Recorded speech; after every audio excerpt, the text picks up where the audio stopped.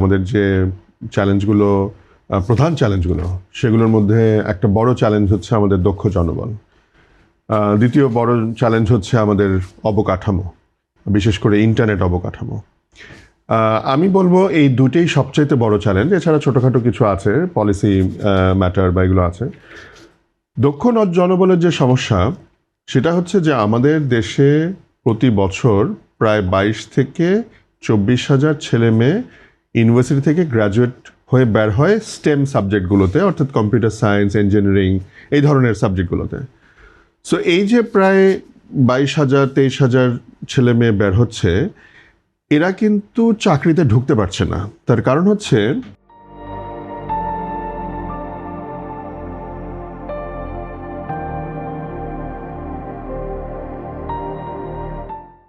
এদের একটা সার্টিফিকেট আছে, কিন্তু সেই কাজ করার মতো সেই দক্ষতাটা নাই। মানে অর্থাৎ তাদের জ্ঞান আছে, দক্ষতা নাই।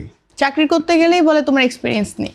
সেটা অন্য কথা, সেটা আলাদা জিনিস। সেটা সব বিষয়ে, শুধু আইটি বলে না, সেটা সব বিষয়ে এই প্রবলেমটা একটা সাইকেলের মধ্যে আছে।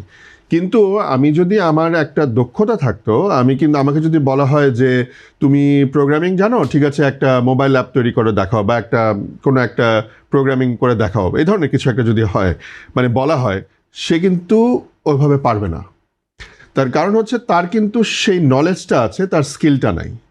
সে এই যে নলেজ আর স্কিলের যে গ্যাপটা, এই গ্যাপটা আমাদের একাডেমিয়াগুলো, আমাদের ইউনিভার্সিটিগুলো সেগুলো পূরণ করতে পারছে না এখন পর্যন্ত। তার কারণ হচ্ছে তাদের সিলেবাসটা এমনভাবে ডিজাইন করা, এটা এখনও বুকিশ, থিওরিটিক্যাল, হ্যান্ডস অন খুব একটা না।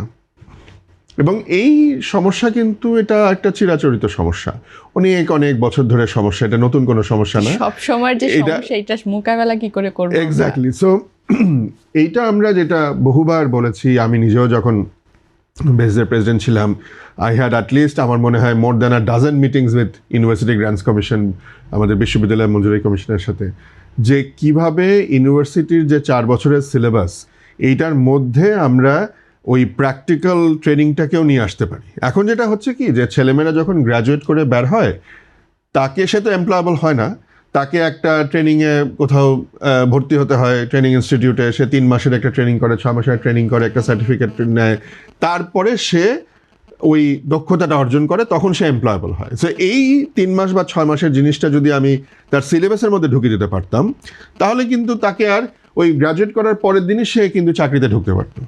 সো এই যে আমি তার যে হ্যান্ডস অন যে কাজকর্মটা, এটাকে আমি কিভাবে সিলেবাসে ঢুকাতে পারি, এ বিষয়ে আমরা বহুবার মিটিং করেছি। মুশকিল হচ্ছে যে পাবলিক ইউনিভার্সিটিগুলো, যেটা আসলে সবচাইতে বড় এবং সবচাইতে বেশি গ্র্যাজুয়েট প্রডিউস করে, তারা এগুলোতে খুব একটা বেশি রেসপন্ড করেনি, এখনও করছে না।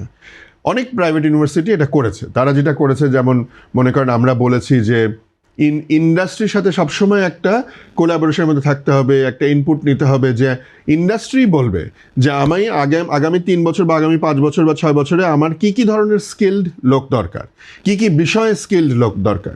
সো সেই অনুযায়ী আপনারা তাদেরকে লেখাপড়া করাবেন, তাদেরকে ট্রেন করবেন, তাদেরকে দক্ষ বানিয়ে তুলবেন। সো এই যে জিনিসটা, এটা কিছু কিছু প্রাইভেট ইউনিভার্সিটি, আমাদের যারা ইন্ডাস্ট্রিতে আমরা যারা আছি, তাদেরকে তাদের অ্যাডভাইজারি বোর্ড বলেন বা একাডেমিক সিলেবাস ডিজাইনিং বোর্ড বলেন, সেখানে তাদেরকে ইনক্লুড করেছে, এবং আমরা যখন ইনপুট দিচ্ছি তারা সেভাবে ডিজাইন করছে। পাবলিক ইউনিভার্সিটি এটা করছে না।